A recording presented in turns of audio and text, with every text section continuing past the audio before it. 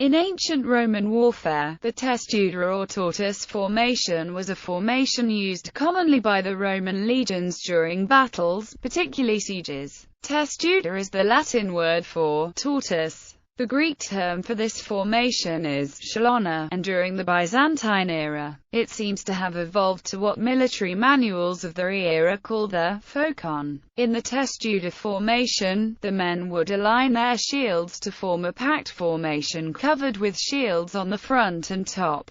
The first row of men, possibly excluding the men on the flanks, would hold their shields from about the height of their shins to their eyes, so as to cover the formation's front. The shields would be held in such a way that they presented a shield wall to all sides. The men in the back ranks would place their shields over their heads to protect the formation from above, balancing the shields on their helmets, overlapping them. If necessary, the legionaries on the sides and rear of the formation could stand sideways or backwards with shields held as the front rows, so as to protect the formation's sides and rear. This made the formation slow and they covered very little ground. Plutarch describes this formation as used by Mark Antony during his invasion of Parthia in 36 BC. Then the shield-bearers wheeled round and enclosed the light-armed troops within their ranks, dropped down to one knee, and held their shields out as a defensive barrier. The men behind them held their shields over the heads of the first rank, while the third rank did the same for the second rank. The resulting shape, which is a remarkable sight, looks very like a roof, and is the surest protection against arrows,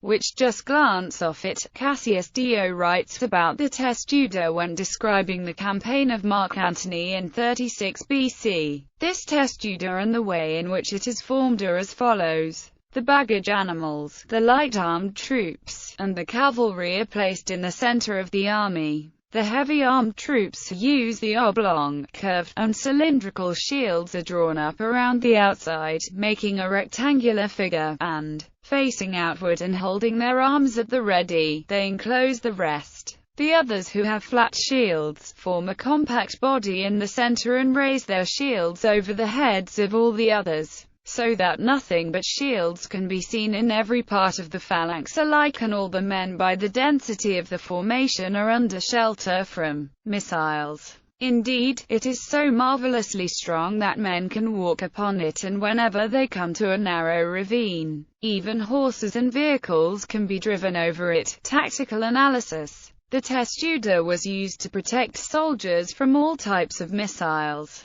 It could be formed by immobile troops and troops on the march. The primary drawback to the formation was that, because of its density, the men found it more difficult to fight in hand-to-hand combat, and because the men were required to move in unison, speed was sacrificed. As phokon, it played a great role in the tactics employed by the Byzantines against their eastern enemies. The testudo was not invincible, as Cassius Dio also gives an account of a Roman shield array being defeated by Parthian cataphracts and horse archers at the Battle of Cara. For if the legionaries decided to lock shields for the purpose of avoiding the arrows by the closeness of their array, the cataphracts were upon them with a rush, striking down some, and at least scattering the others, and if they extended their rank to avoid this, they would be struck with the arrows. Modern usage. During the Euromaidan protests in Kiev, Ukraine in 2014, the Berkut riot police used the testudo tactic to protect themselves.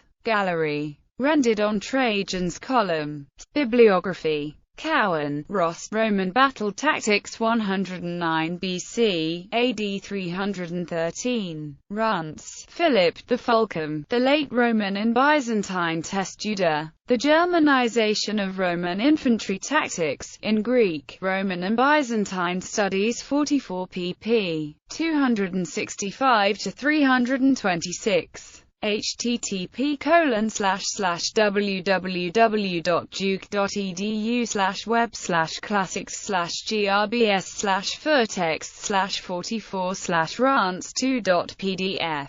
Plutarch, Roman Lives, ed. Robin Waterfield, ISBN 9780192825025. Dio Cassius, Roman History Book 49, 30 ed. Loeb Classical Library, ISBN 0-674-99091-9.